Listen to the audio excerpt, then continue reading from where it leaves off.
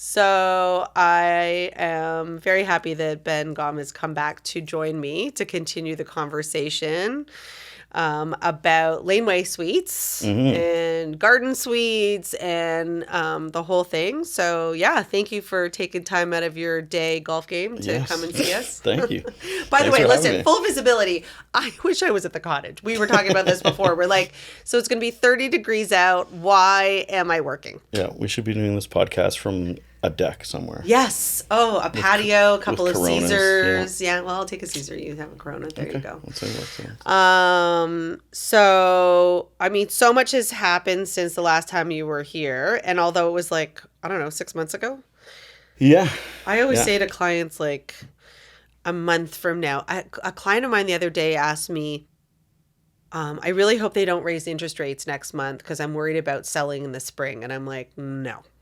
Yeah. I'm like, what happens in this business now may not even have an effect on next month. Yeah. So long time off. So 6 months is really, I mean, and anybody in Canada can tell you 6 months has been, it might as well have been 20 years, right? Like, so like we were just discussing, in the last 6 months, the interest rates have gone up, I think 5 times. It's maybe right. You were saying that or...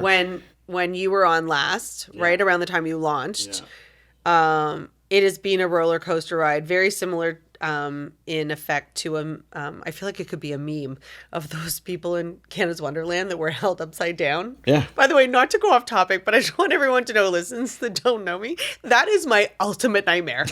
Like I actually couldn't even read that article. Like I was having, and I'm not an anxious person, I was having anxiety. I had to shut it down. That was pretty crazy. Half an hour. Yeah. Oh, that's crazy. I didn't even know that. Upside down. I thought it just broke for a couple minutes. I just feel like that's it. We're gonna die. We're gonna die. That's crazy. This is, by the way, another reason why I don't go on roller coasters. Yeah. Yeah. I don't go on them because they're just not like when I was a kid. Like the ones that they make now are just insane. So. Well, no, what did we have like when we were kids? Like the Coaster Coaster? No, it was bigger than that. We had like, the Mind Buster. Put your hand up if you know what the Coaster Coaster is because you're old. And the Wild Beasts and stuff like that. And you go to Canada's Wonderland and those are like the little ones now. The big ones are like, what are they trying to prove? It's insane. It's enough. I've been on one in my entire life that went upside down. I was tricked to get in on it. And like never. And I was 16 years old. It's never happened again. Turning 50 next year. Nope, especially not if it happen. Stops for a half hour. Anyway, yeah, I was also saying... Keep doing this. It's 30 degrees outside, people. We're going to be doing a lot of this today. Oh, by the way, no one's watching. So all the people that are listening, he's just fanning his T-shirt. Oh, nobody's watching. Okay. People are like, what is he doing? Yes, although we did hit our 100 subscribers on YouTube the other day. I know, ring the bell. Like it. Thank you all, your 100 people. And my shout out to my new biggest fan in Miami. You know who you are. I was... as you know, I went on BT to talk about Laneway Suites because I just geek out on them like you do. And it was really surprising the amount of people, first of all, that watch BT. But also... I watch BT. Really? Oh, yeah. And by the way, this is jury of one. Like, nothing to do with BT. By the way, Devo Brand was the most lovely human being I've ever met in my life. Not only do I watch BT, I've submitted my number for them to call me 1,000 times. I haven't got one phone call. Shout out. I'm like ready. We could go on together and do it. Answer that call. And I would say, and I love Sid. I used to watch him on Tim and Sid. But no, so anyway, they were great. But like the random calls I got afterwards, and so one of the most interesting ones that I got was from a guy who was like, I want to buy a Laneway Suite. Do you know where I can get a garage? And I really think that's the next evolution. So since the last time you came on, and I want to talk about like what people are doing, and you're building a lot of projects right now, and I want to talk about those. But I think where this will get very interesting, and I think it's going to happen. If I had to guess, maybe 5 years, because there was one that was sold on Ossington. And it was a Laneway Suite, and you would say, okay, well, but you can't parcel them off. But what they did was, and they'd be doing this in Rosedale for years, is that they would take the big house and they would parcel it off into units similar to like what they did in the annex, right? But it was more student housing, okay? So in Rosedale, they would take the main house and they would section it into units. So you'd have two self-contained units, and they created a condo corp. So now you have two condos in the main house, and they build a garden suite, or what they called a coach house, or they turned the coach house into another condo, and then they sold the condo unit. So you're not parceling it off as a freehold, and you don't own the 50, you should be so lucky, the 10 by 20 or whatever it is, right? But you get a parking spot, you've got your maintenance fees, and that's what they did on Ossington. And how interesting would it be if that now becomes the way they do it, and now you've got like freehold condo, freehold, like I wonder what that'll look like if that's how it happens, and whether the city will allow it.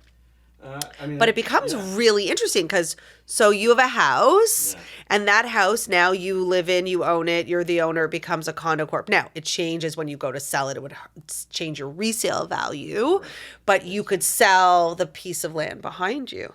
Yeah, I mean, to be totally honest, that's why that's your He's like, over to you, Rachel. That's your niche expertise, because I didn't even know, like, that makes sense when you describe it. Typically when people say, can you buy them? My answer is no, you can't, because you can't sever. No, you just can't do it. But when you describe it that way, in terms of turning the whole thing into sections of condo corp, that actually makes sense. It's brilliant. I think you're right that, you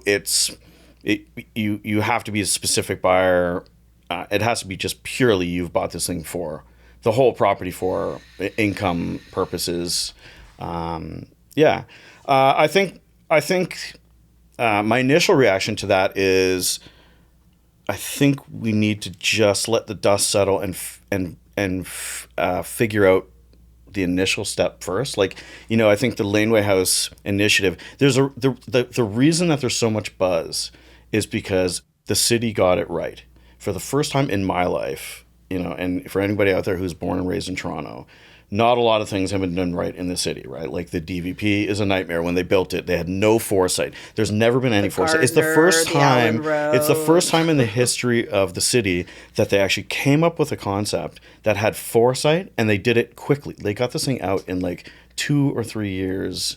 Can I ask you, I was speaking to someone the other day who is a friend who works at the city, and said they are so backlogged with permits. Like nothing's getting through though right now. Are you not seeing the same thing? 100%. Yeah, 100%. Okay. Yeah. So not so right. Yeah. So the front end is good, but the back end, they can get you on the Rogers plan, but then when there's a problem, that's what I mean, right? Well, that's what I mean. Like, I actually know the guy who put together the Laneway House initiative and wrote the bylaw. He doesn't work for the city anymore, but did a fantastic job. It's an amazing initiative, and they got it out. The problem with everything in the city is that everything is completely siloed. So the people who worked on the Laneway House initiative have nothing to do with the people who are now, the building inspectors and the plans examiners and whatever. And so that there's a backlog on just not a general, understanding of what these buildings are, and being able to push them through, effectively and quickly. But yeah, I mean, but the fact that you see so much buzz, whether it's on BT or whatever, it's because it's a major issue, right? Like, people are interested because they need to be interested, right? Well, there's for sure. So there's not enough places for people to live. There's not enough places for people to live. And it's also really like cool and creative, like when you think about it, right? It's not just like, we're going to add an extra allowance to height. It's all of the above. I think it's more than that. I think it's more than cool and creative. And that's, when I launched my Laneway House initiative, and I got, I was on your podcast, and I got a lot of good write-up for it.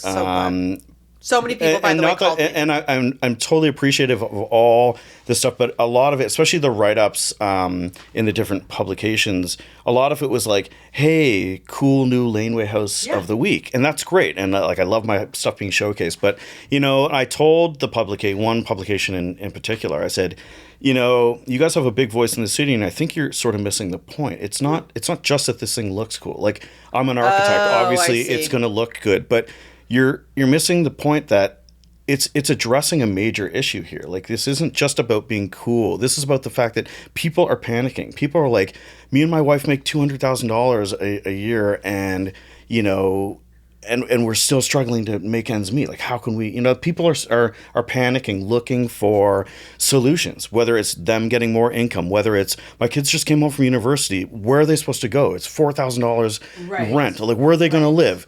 They could live in the Laneway house. Where, you know, my aging parents, where are they going to live? And we don't. So people are starting to panic because the financial situation all around is panic worthy, right? So, and then on top of that, sort of keep going. Please. But on top of that, that was before the interest rates went insane. So on top of that, and again, we're not going to get into, you know, liberals and the Trudeau government, but could we? It's really, really scary times. I think that's what's driving a lot of people's, like, when I get phone calls from people inquiring, they are they're not inquiring in a sort of in a joyful way, in a creative way. They're inquiring because they need a solution. They need an immediate. It's almost a panicked in their voice, right? So, and that's why I did it. That's why I put the initiative together, to address it, because, you know, that's what I was seeing. Well, and we talked about this before. We had a mortgage broker in to talk to the team, and I mean, I do this every single day, and I understand how expensive things are. I know how hard it is to get them. It's not even that things are expensive. Like, the banks are being very, very cautious. They understand the debt ratios that are out there. And so, which is, by the way, a good thing, because it will allow us not to be a Fannie Mae or a Mac or whatever it was in the US, right? I blocked that all out. But, you know, he threw a stat out that surprised even me, and that was someone who makes between $100,000 and $120,000, which is a really good annual salary, can only get approved for $400,000 mortgage. If you live in the city of Toronto, I'm sorry, but unless you have a substantial down payment, which is usually, again, the other issue, a lot of people can afford their payments but can't come up with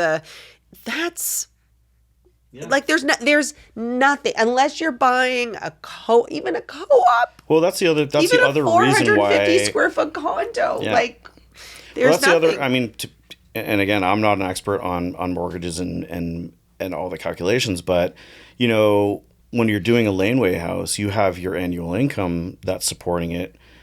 Plus, a lot of these people have been living in their homes for 10, 12, 15, 20 years. So they've got massive equity in these homes that also helps, you know, sort of get them that mortgage payment. And and that's the beauty of it, right? I mean, the beauty of our model is that, you know, our most expensive model, which is a full, you know, somewhere in and around a 750 square foot 2-story model, is $450,000 all in. So that's all in, right? And so that's another thing that I want to do with the initiative, is just like take the guesswork out of it, right? Like, there's a lot of people out there that are getting plans done from an architect, and the plans cost $30,000, and then you take it to the contractor, and the contractor tells you, oh yeah, well that architect told you it was going to be $400 a square foot to build. Well, it's not. It's going to cost you $600,000 to build this thing. And people are like, but I already got the money, and what am I supposed to do now? And so we're just, you know, I'm trying to do everything I can to sort of eliminate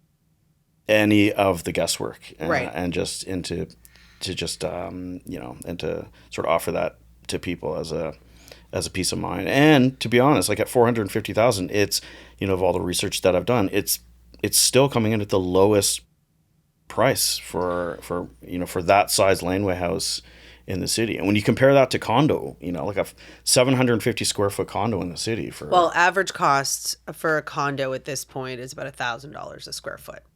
And don't forget the maintenance fees. And you're about around $1 average. Sometimes you can find a building that's very well run that has no amenities that will be lower, but you're usually approximately in and around $1 per square foot. So you've got another mortgage payment on top of it, which, you know, a lot of people forget about. And those condo fees Only they're go not up. they're not static. They go up every year. They go up right? every So, year. Now they are usually, less than 10%, but it's still like, I always tell clients, like, you have to realize that that's something that, that's not going to go down. One building in my entire career I saw have a drop and then let's not even get into special assessments, but no, and it's interesting. So I just did I want to get into what you're seeing, what people are asking you for specifically, but I just did a run, a quote for a client, and they were like, okay, well, if we want to up an extra $500,000, what would that mean in my mortgage payments, right? And so, it's $3,700. Like, I just pulled like a 3-year fixed on TD, like, and I'm sure people can negotiate and whatever. Don't quote me, but I'm giving you a roundabout number, right? So, on my mind, it's always like, I've got so many people who reach out to me and they're like, I don't know, should I do an investment condo? Should I buy an investment? And I'm like, what's your backyard look like? Yeah. Right? Because you can use the equity in your home to build on your home. Yeah. And let's say you spend that $450,000, and okay, for 750 square feet. How many bedrooms? Like, is it it's a 2-bedroom? 2-bedroom, yeah. So what's the main floor? It's just like your living space, and then the upstairs. Main floor is kitchen, living, dining, and a lab and laundry. So 325 square feet of that. Of living space, and then up, the upper floor would be 2 good size rooms. Again, it depends on, because what we do is we take the shipping containers, and then we have a spacer system that maxes out your site. So your site could be 17 feet wide, your site could be 21 feet wide. So that's why I say it's roughly around 750 square feet. We're looking at one right now that's going to be 800 square feet, because she's got we're going to be putting 20 by 20. Cool. So it always varies, but it's generally the same. But the bedrooms are, basically 10 by 10, 2 10 by 10 bedrooms, which are good sized bedrooms, and a full bath, one full bath. Okay. Yeah. So, I look at that and I say, okay, so let's say you rent it. Let's say, again, like, you're looking as an investment property, and you think to yourself, well, if I buy, I can't buy anything for that amount of money. Mm-hmm. And average 1-bedroom rent in the city of Toronto, I think, just went over $2,400. Right. So maybe, like, I'm conservatively, I would say you could probably rent $3,000 for $3,000 a month. Yeah. Okay, so you're not positive cash flow, and you're probably gonna, now they would pay utilities on top of that, and you need to, but then you think to yourself, short-term pain, long-term gain. Long-term gain, you sell a property that has another income rental unit for you, and the rates will go down, and you pay it off, and eventually it becomes something that, and you're not paying off $1 million mortgage. You're paying off, a substantially smaller amount of money. Yeah. So, from an investment standpoint, I would build a Laneway Suite or a garden suite if I had, and how much I would love to do it on my own property, and I can't. Like, I'd rather build that and have someone help me pay it off to the point where I can then just looking at it as total income. Yeah. Yeah. And the other thing is that, not that buying another income wouldn't provide you this, but it would just cost you more. But it would way more. Like, it's going to cost you in the city of Toronto. It's like it's automatically going to cost you double, right? Because you can't get anything in the city for, and you correct me if I'm wrong, but like there's nothing in the city for under $1 million. So we're already talking. No, you can buy. Listen, first of all, if you were going to buy, and we don't have to go deep in this, but I would say if anyone had that kind of money, I would tell you go buy a single family house. Go buy like a little bungalow in East York or something like that and rent it out. You'll make a lot more money. That's a different story. Yeah. But I think even if you went and looked at a condo for $750,000, okay? First of all, you need 20% down. Yeah. So you need to have 20% in the bank, or you would take it out of your line of credit again. But whereas this is just coming out of equity of your home, and there's no like down payment, there's no this versus the condo game is, to me, is a no. I agree with you. That's why it's a no-brainer. Yeah, 1,000%. Because again, you're always going to come in. I don't even want to think of the condo that you could potentially buy for $450,000. Like it's either You're- going to be by the way, you're it's going to not. be it's either going to be half the size of this room, or it's going to be in a Really roach. bad Yeah, area in it's Scarborough. like- Sorry, no offense to Scarborough, but like that's the reality. So yeah, I think in that sense We're it's a gonna get no-brainer. so many haters from Scarborough. I think the So other sorry. thing that people again are really gravitating to is, the thing that I'm seeing is the I won't say non-consistent, just the breadth of the people that are calling me, right? So Okay. there are so Yeah, so many tell us there's who's so calling many you. different applications. It's like what I was saying, whether it's just for pure income or whether it is for, children, for their children moving back to the city or Yeah. just graduating from university, that they can't go out there and spend $4,000 a month in rent. They'd rather, be renting it from their parents for half that price or whatever it is, or Airbnb, or combinations like what I'm doing with mine. It's it's a combination of it's my I've turned it into my office Right. and also Airbnb, right? So Oh, really? Oh, that's so amazing. I've turned it into my office. So my company is paying me. So I'm already making the money rent-wise to cover it, Right. to more than Paying cover yourself, it. yeah. And then I have it up on Airbnb, and if someone gives me a good, I have it as for a high fee, Right. on Airbnb, 'Cause it's not worth it It's otherwise. not worth it otherwise, but I'm still making, the full disclosure, I'm still making, between roughly around $3,000 a month just from Airbnb, right? And that's for Really? That's for 12 or 14. Oh, that's so for, you are that's for- getting bites. That's for yeah. And you're not on a subway line I'm either. not. I'm not on a sub. I'm You're not I'm not in a downtown? bad. I'm not. I'm in a beautiful neighborhood. you're in a but I'm great in neighborhood. But I'm not in where. No, but that's what I'm saying. Like, it's not one of those where someone would say, "Oh, I'm going to Airbnb because No. I'm staying in Toronto and and the I ones- want to go the hits, downtown." The hits or that I'm whatever. getting are very specific. It's like I'm coming into. I'm coming in. One guy was a music producer, and the studio was around the corner. So he rented it for a week. I had a. Yeah. Well, I've you got live it in a for, really cool neighborhood, also. Yeah. So yeah, it's that sort of thing where it allows you the flexibility of you're not tied into anything specifically. Like with again, if you buy a condo, Most condo corps won't allow you to you can't do Airbnb. that, right? Like, first of all, you can't Airbnb. Second of all, you could never Also, by you the could way, never if you sort of go ever- in and turn it into your home office for a year or two. You can't. You don't No, have there's that a lot of flexibility, rules. right? You have no flexibility. Zero. I Yeah. mean, I will say for anyone who's thinking about buying a condo, be very wary about buying one in a place that allows you to Airbnb, unless you're planning to buy it as an investment to Airbnb. That to live there is not pleasant, and your value is lower than the exact same tower right next door that doesn't allow it. So So I mean, so in that sense, it's definitely it's checking off it checks off all the boxes in my mind. and you're so. building something up north also. Yeah, so we've also sort of ventured Expanded. into the into Bunkie, right? Because I have a client and we're It's doing like, but it's like it's a garden suite up north. I used to it's have a bunkie in my own cottage. it works perfectly because again, doing, if anybody's done a cottage project, if you either built or renovated or whatever, the trades up there, first of all, are really hard to get. Second of all, if you do get Oh a my God, trade, don't- if don't. you do I get could a do a trade, whole episode on that. if you do get a trade up there, you're paying triple, at least double or triple the amount. By the way, no, you heard it here first. If you think that you go north of the city and it's going to cost you less, no.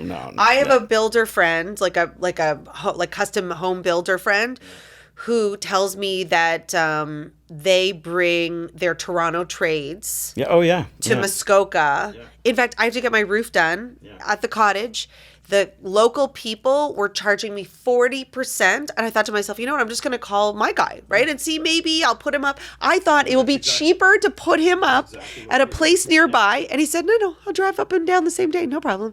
And it was almost half. We've put guys up in Airbnbs for like months, and it still was cheaper. significantly cheaper than. Yeah. Now I will say, the couple cottage projects that I did up there, and I did with the local trades.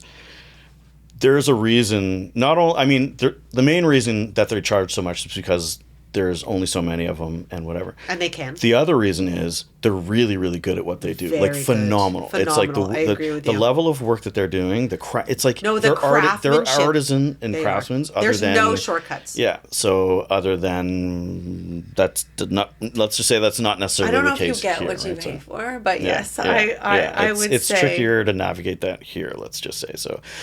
So we were doing a major cottage project, a major addition renovation, and she wanted a really big outbuilding, a really big bunkie, like just under 2,000 square feet. Oh my God.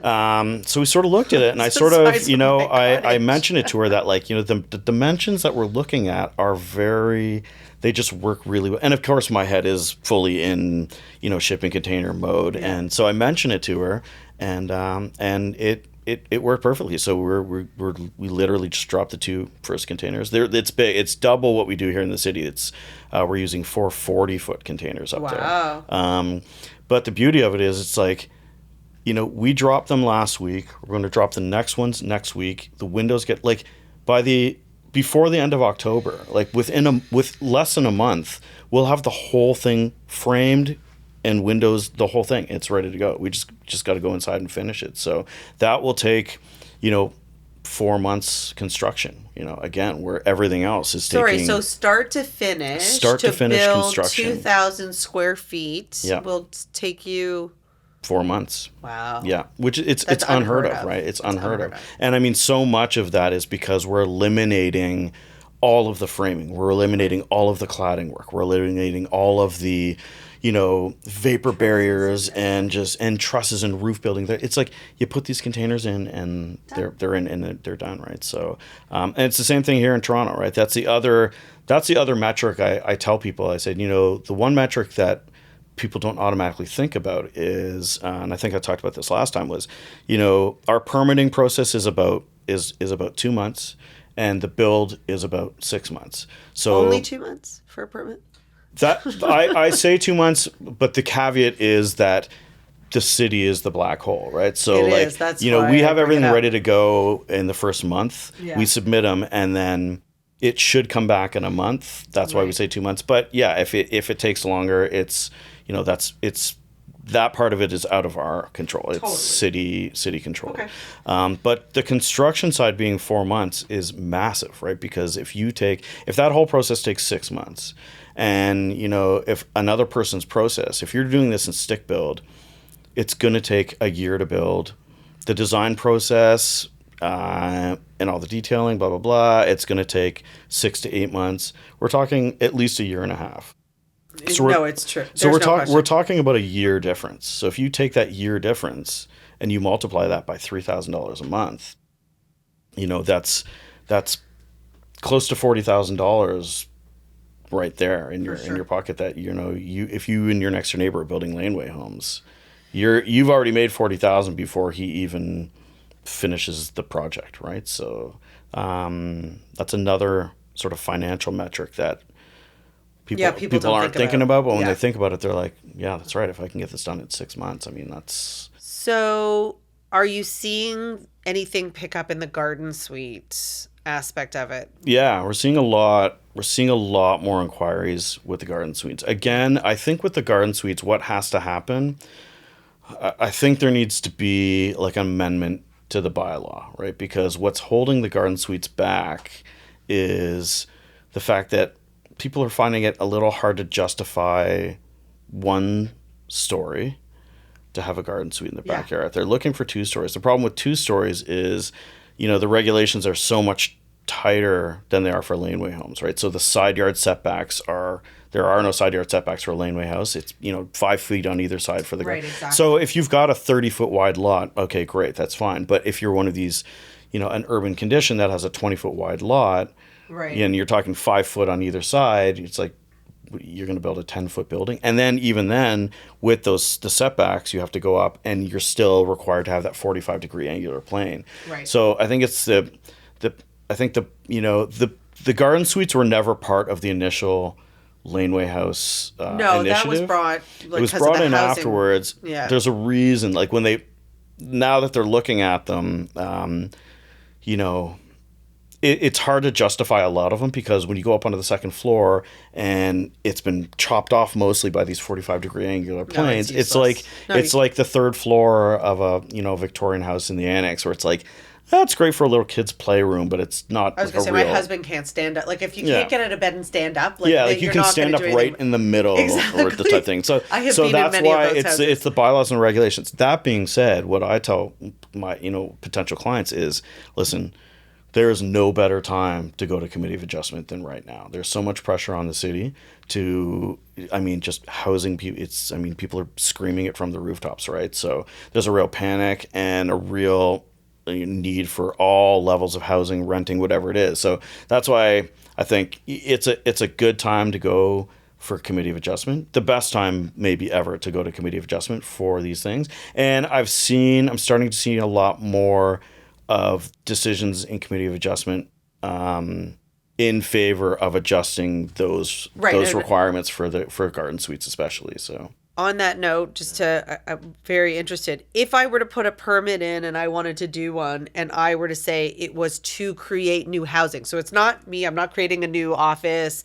I'm not creating a cabana for my pool. I'm not whatever. If I say I'm building something and it's a rental unit, do you find, or have you seen that committee of adjustments will say yes to it more, or you're I haven't. I won't say that I've seen that directly, but that's my professional belief and understanding of the chatter of what's going on, and just as much as the committee of adjustment likes to think that they don't curtail to anything outside of the bylaw, right? They do. It's sort of BS, because they do, because I see it every day. Every time it's like every time I'm making committee of adjustment and a neighbor complains that they feel this way or that way about the design, which has nothing to do with the bylaw. They should be told that has nothing to do with the bylaw. Go sit down. And yet, their story is received and taken into consideration. So, and I don't know. I'm not, I'm a humanitarian, so I'm not saying that's a good thing or a bad thing. You're not going to call them, what are they called, NIMBYs?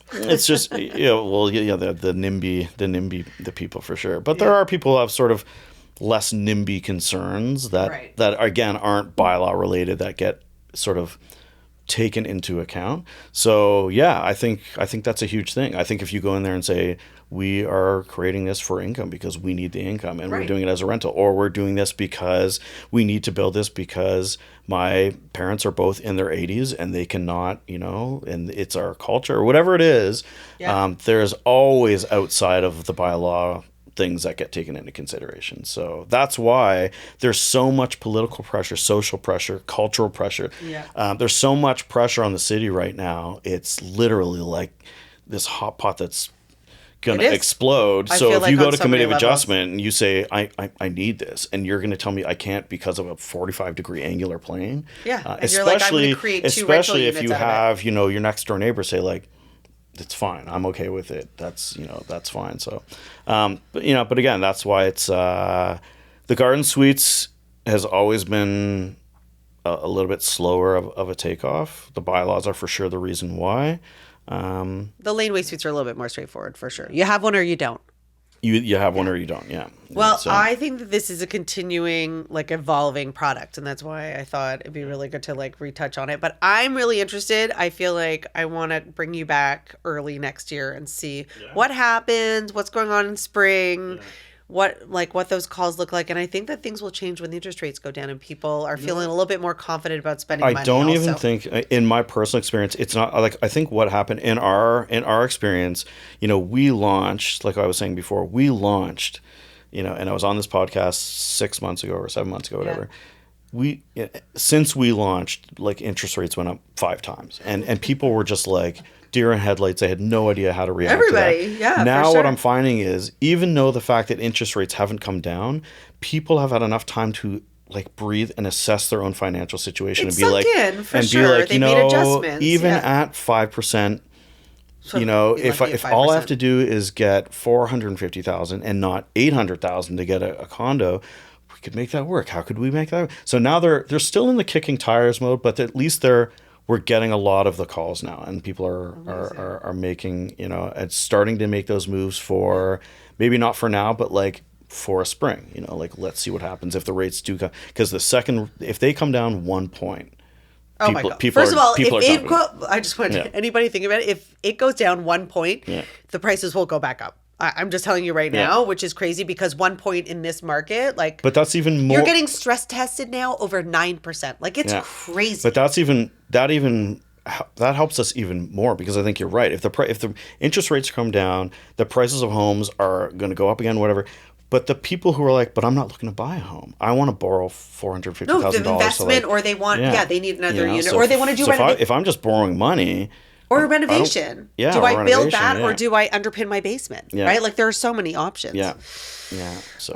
Anyway, I mean, I feel like you and I could talk about this all day. Yes, we I could. just think it's such an incredible opportunity for the city, for people who own these properties. I still haven't given up on mine. I still have to think about it, but thank you. And I would really stress everybody who is listening to follow along on social and watch what Ben's team is building, Project Studio Architects. Project Studio Architects, on Facebook. Oh my God, it took me 19 times the first time on outtakes, but there you go. I got it. I was like, the whole time we were doing it, I was practicing in my head. But follow along on Instagram, because they have pictures of everything that they're building, and there's some really exciting projects. So thank you. And I'm super passionate about this from like.